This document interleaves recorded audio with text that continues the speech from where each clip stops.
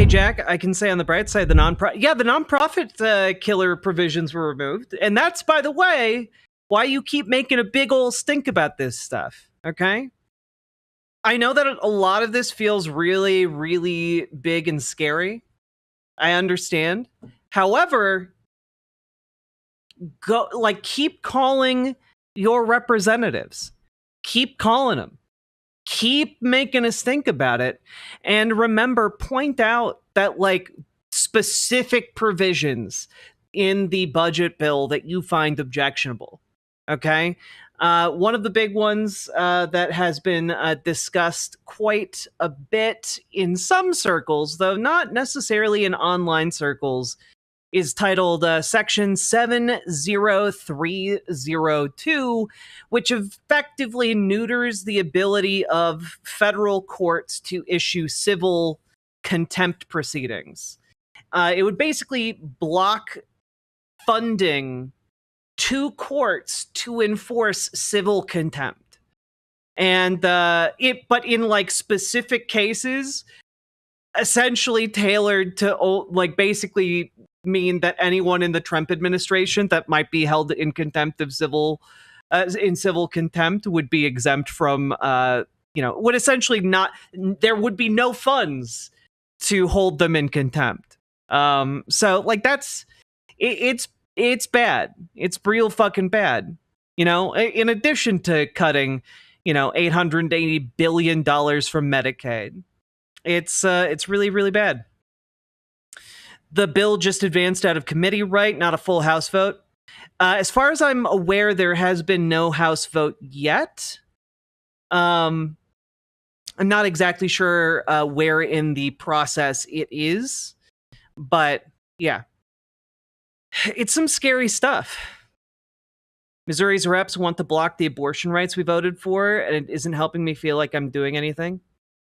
I mean, keep calling. And honestly, what we kind of need to start seeing more of is stuff like this. This is from the account Social Security Works. They've been organizing on Capitol Hill for a while now.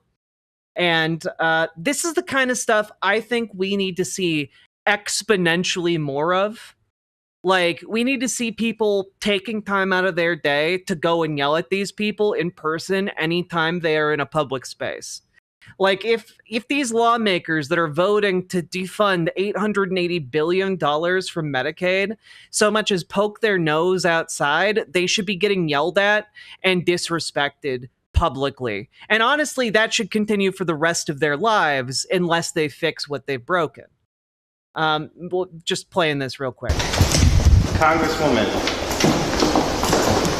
I was wondering if you would just talk to us on your way over to the conference meeting. No. Last time you spoke with us, you lied to our face and said that you weren't going to vote for Medicaid cuts. But then you've actually voted for the largest cuts to Medicaid in the history of the country. Do you have any comment on that? Do you have any comment on the 4 hospitals in your district that are going to close because of your vote? Representative Miller-Meeks, I'm wondering if you have any comment on the health care that 67,000 people in your district are going to lose? Does it concern you that you only won by 800 votes? And that's most Republicans. Most Republicans in Congress, they treat politics like it's not real. And I guarantee you, the people, the Republican lawmakers who voted on these cuts to Medicaid, who voted on these bills, understand very, very little about what the actual effect is going to be. They understand that it will make their constituents angry. They do know that much. But what they, I think, are relatively unaware of, because you have to remember, a lot of these people are hopelessly stupid and incurious. Okay? A lot of these people are incentivized to be incurious and to remain stupid by choice, Shamaniacal the Shamanite, thank you for the 5 gifted memberships over on YouTube. That is very, very generous of you, right? I think the bigger issue is that they don't care. Well, that that is part of it too, right? Like that's part, like not caring is a choice on their part. You know, it's a choice that is heavily incentivized by their lobbyist donors. The not caring is downstream of all that money that they get, you know? And so like they think it's not going to affect them. And so what I'm saying is, and why I think we need to see more people yelling at these people, making them uncomfortable, essentially having to leave public life in general, is because that needs to be an effect on them personally. Like they're like you have your freedom of speech, folks. You can use it. You can ask these people questions. It's a free country. You know, you can't harass them, but like you can ask them very simple questions while rolling your camera phone, and just like ask them, "Hey, why are you trying to kill your constituents? Hey, why are you trying to defund your own hospitals? Hey, why are you doing that?" For now, until they take it away, well, one, we cross those bridges when we get to them, right?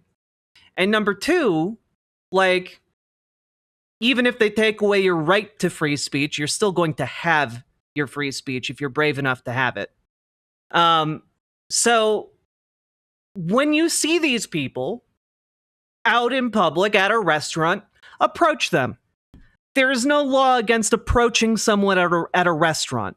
When you see someone of one of these goons in public, you know, ask them some questions with a camera rolling. Yeah, Chip Roy and his wife should be probably challenged in a lot more public venues. Every single one of these people should be challenged, you know? Because they are effectively condemning millions of people to suffer and a certain number of people to die. I don't know how big that number is going to be, but it's not going to be small.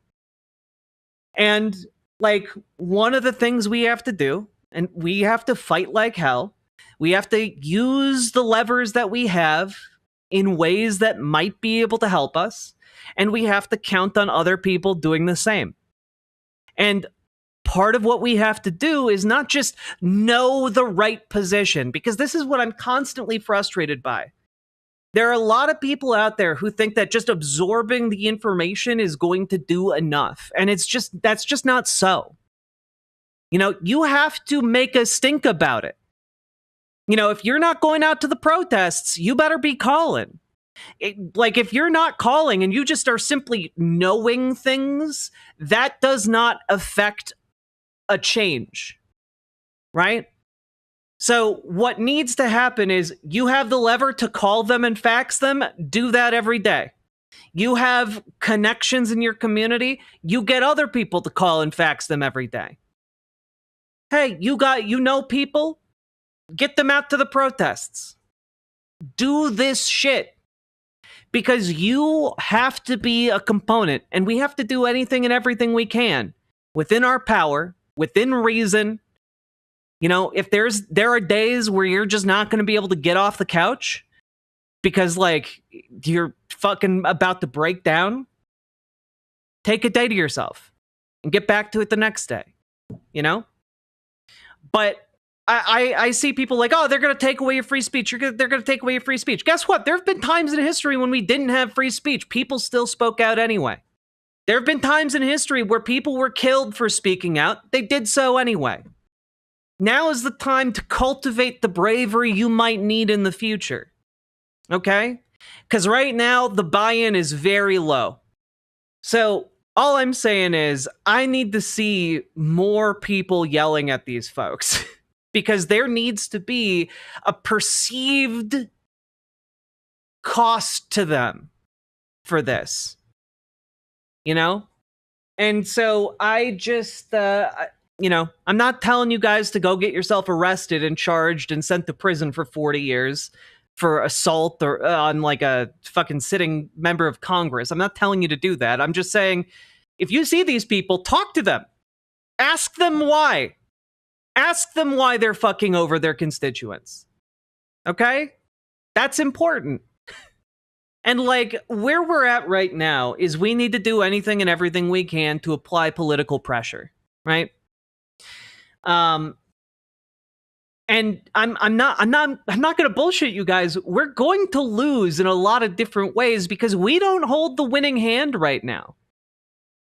At least not in the mainstream political sense. And again, like I've seen some people in chat asking, what do we do if this budget bill passes? Do we just keep on keeping on? And like the answer to that is yes, we do, because we have to. There's not really a stepping out of the fight, really, even if we lose. And so what I'm trying to tell you guys is that you need to cultivate the skills now, because if we have the skills, we might be able to win. And always remember that the worse things get for us, the worse things get for those assholes in power too, right? Because again, all of this suffering that is downstream from this budget, all of it is going to radicalize people to take action.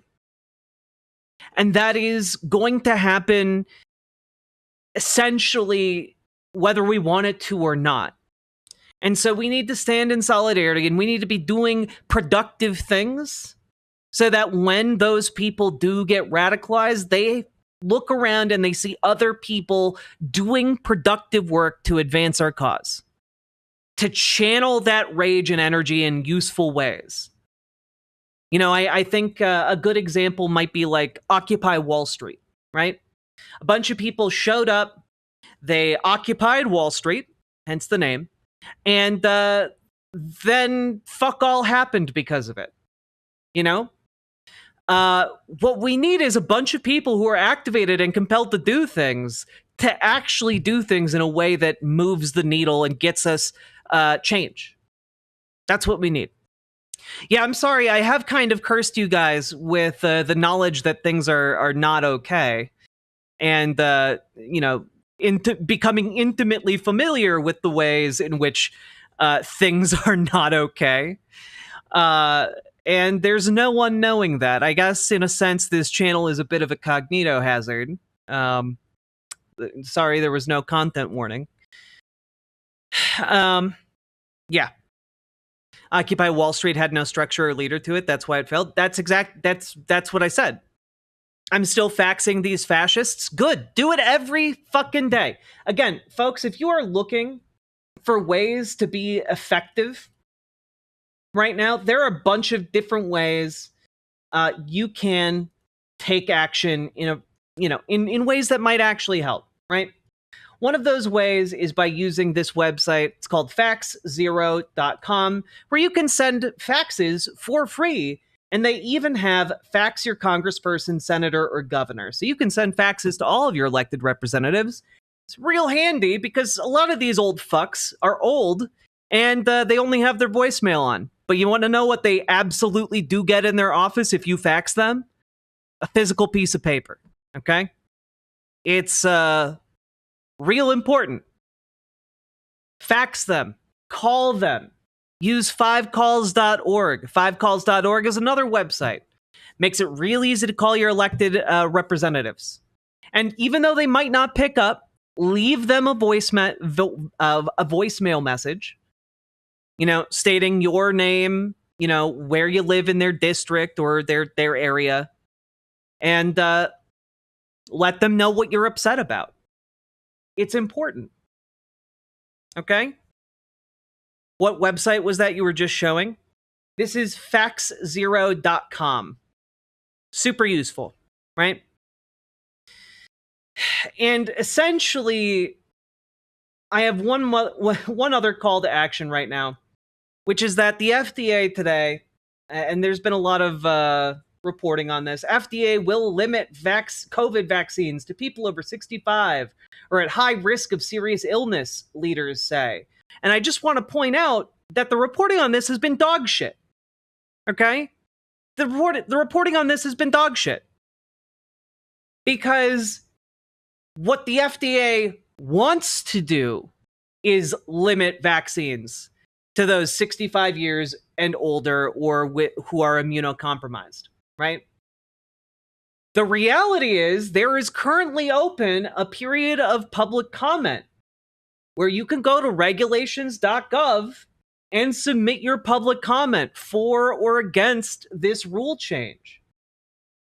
You can actually give feedback and tell people, hey, actually, no, I think everyone should have access to COVID boosters because actually, it might be good to not have the risk of contracting a long-term debilitating and chronic illness. That might actually be a good thing if, we were all constantly vaccinated against getting that. Okay? So I'm going to link this in chat. Ugh. That link is horrible. And you know what? Let's do a better job at that. Also, don't let the GOP gaslight you. Medicaid was created in 1965 to cover anybody who couldn't afford private insurance. It doesn't matter how able-bodied they are. It's not a fix, it's a cut. Yeah, exactly. Exactly. Like the entire purpose of this, all of the means testing that they're adding to this bill, and they're saying, oh, they aren't cuts. Haha, they aren't cuts. They're lying. They are absolutely lying. The means testing they are introducing is designed to kick people off of Medicaid. Wait, aren't some vaccines required for travel so elderly people can't travel? No. Jordan L. Basically, they're saying the COVID vaccine will, like those boosters from the COVID vaccine will only be given to those who are older than 65 or immunocompromised. And if that fucks anything up, they don't give a shit. The map drawer, that is an excellent idea. Keep personal logs of when you called, when you faxed, when you wrote a letter to your elected representatives to help yourself, keep straight which days you've done that, which days you haven't.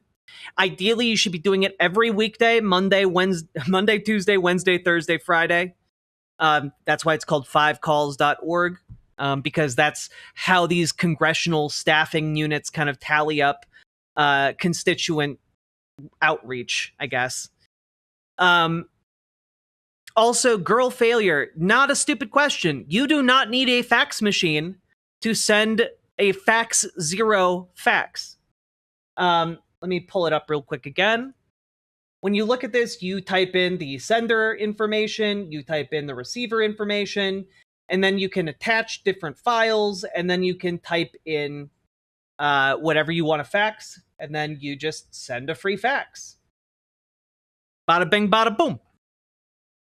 You get a maximum of 5 free faxes per day, but you do get free faxes. Okay. So that's kind of where that's all at. Okay? Yeah, make it a fun hobby, exactly. So, yeah, it's a whole lot of fucked up, frankly. They're voting on it at 1 a.m. tonight. Damn, I guess we'll be taking a look at that.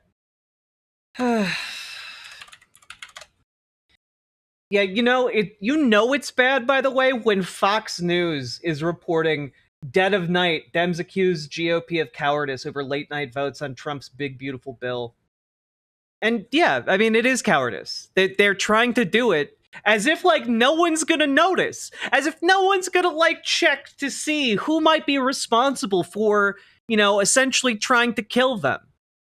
It's like a thief in the night. I thought they were voting tomorrow morning. I think that's what they said earlier, and they released a statement. The Democrats released a statement saying, "Oh, no, they're going to vote on it tonight at 1 a.m." I guess, yeah, tomorrow morning at 1 a.m. I remember when COVID vaccine came out, I wanted to get it early. For context, I'm physically disabled in a wheelchair and cannot afford to get COVID. I'm not considered high risk, so imagine all the people that don't fall into their little categories and stuff. This would hurt so many people, and it makes me mad. Yeah, this is designed to hurt people in order to enrich the wealthiest people to ever exist in our country. That's what this is. The reason they're doing it in the middle of the night, the reason they're doing that is because they know on some level, they might not be familiar with all the intricacies of the bill because frankly, they don't need to be. And they're dumbasses. But they know functionally what they're doing. There's a reason why that lady who is being talked to by the man on the camera about cutting Medicaid kept averting her face, and it's because she knows she looks pretty goddamn bad for trying to kill her most vulnerable constituents. I don't understand how this funnels money to the oligarchs, because the oligarchs don't have to pay as much money in taxes. That's it. They get to keep more of their money in taxes. Full stop. And a lot of these oligarchs, they're looking to cut employees anyway. You know, they are looking to like replace employees with AI. They're looking to, you know, downsize a little bit to pass the, you know, the savings of not having to pay employees over to, you know, themselves and their investors. Like that's how this saves them money.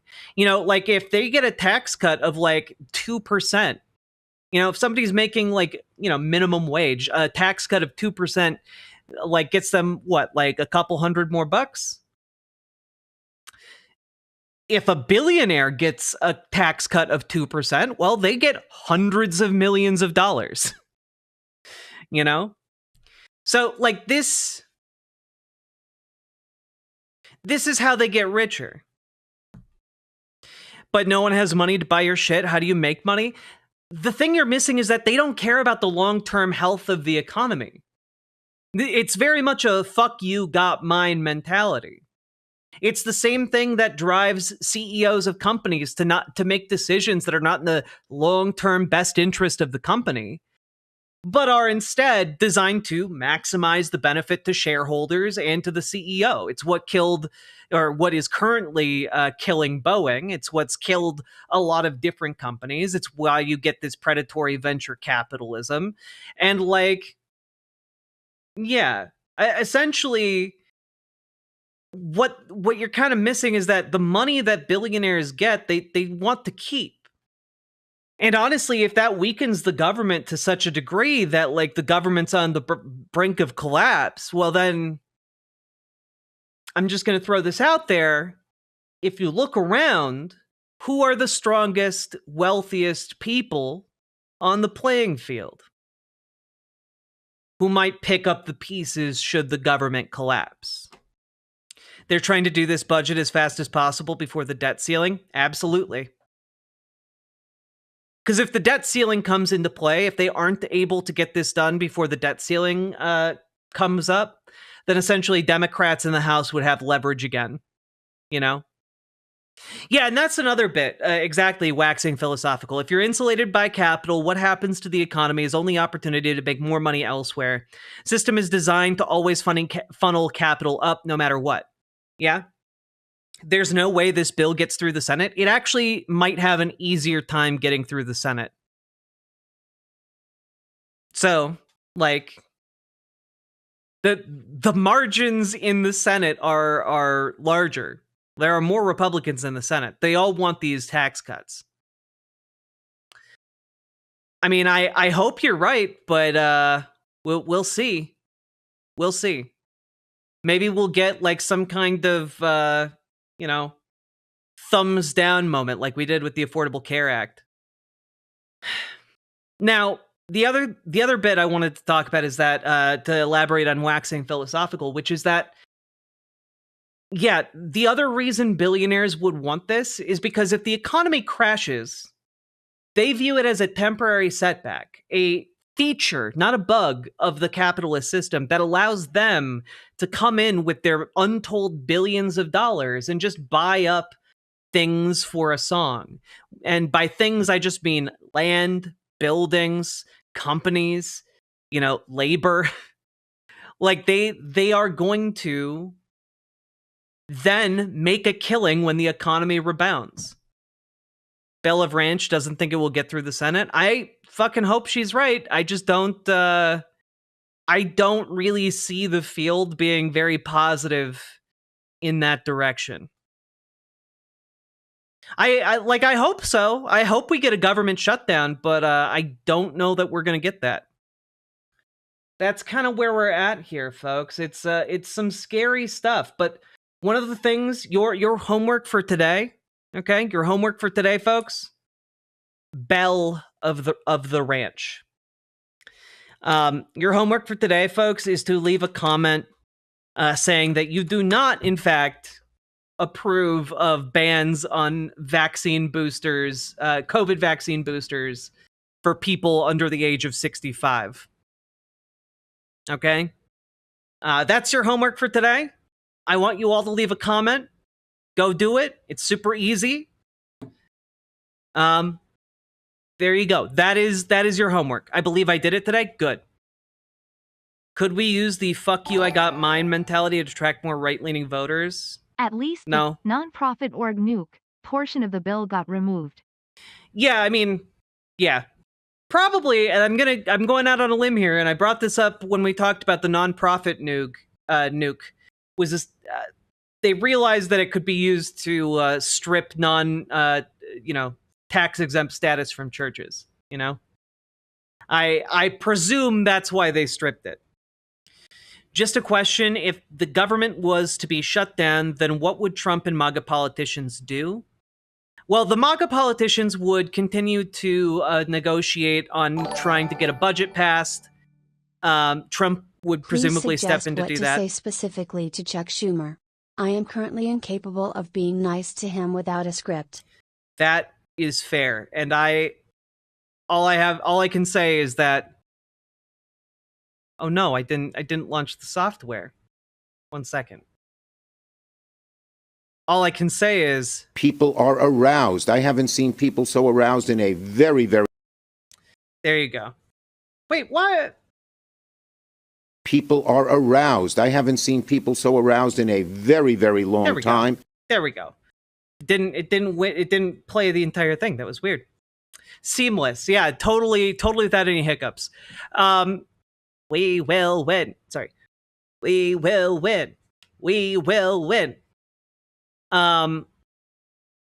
So Trump would probably step in to try and help negotiations along, or try and dictate how negotiations are going to go. And basically, I imagine it would be a pretty big shit show if the government were to essentially shut down. But basically, in all other respects, the government would kind of come to a screeching halt. Essential services would continue, but like a lot of government stuff would just close down. I know this will cause an undue amount of suffering, but I think that Medicare should be gutted so we actually get... Well, Medicare isn't currently on the chopping block. What's on the chopping block is Medicaid. So it's literally the most vulnerable members of our society. And the thing is, like, I don't think that it should be gutted. But I do think that if it is, essentially this will cause a cascade of, like, necessary action. This is the kind of thing where, like, I don't know, you're sitting on top of a mountain and there's a gigantic boulder in front of you. And you're like, well, what happens if I just push this boulder over the cliff? Like, it's gonna cause like an avalanche. That's essentially what we're looking at here. And I think to some degree, a lot of these politicians know that on some level, but they're going for it in the context of people waking up immediately. I mean, it's just I guess saying like it should be gutted. One, remember that there are lots of people in this community who currently rely on Medicaid in order to be alive. And two, so like have like a little bit of an understanding of the venue in which you're saying something like that. And two, like, you can just say it shouldn't be cut, but you can point out what will happen if it is cut. It's real awful. Ugh, fuck. Well, I mean, kind of the issue is, like, at this point, we're not really talking about accelerationism per se, because we're already in the car that is currently accelerating. Like, we're not, like, we unfortunately, with the last election, all collectively got into the car with the guy who's known for just flooring it with a brick, and that's kind of where we're at. So we need to, like, deal with the fallout, I guess. You know, it sucks. Well, I mean, let's be clear. Republicans stepped on the gas pedal. Chuck Schumer just had the option to grab the brick and said, you know, maybe we should leave the brick on there for a little bit. You did the comment? Hell yeah. So, yeah, it's bad. It's bad out there, folks. Yeah, we're all the crash test dummies. That being said, it is not hopeless. You do have agency, and a lot of these people desperately, and I can guarantee you this. Every single Republican that is receiving your calls, every single Republican that is being confronted in public, every single Democrat that is receiving your calls and being confronted in public over their inaction or negative action even, they are regretting it. And we need to make them regret it exponentially more. That's honestly the entire thrust of this entire, opening segment. Which is that, like, these people know that they're stepping in it, and they should be made very, very aware the extent to which they are fucking over so many people. Riverboat Jack is coming to town. All the viewers gather round. Twitch and YouTube and swishy streams. All that content is bursting the seams. Politics, gaming, plenty more. Your sense of fashion you'll adore. So grab your stuff and hop aboard. We're going straight to Jack's Discord. Riverboat.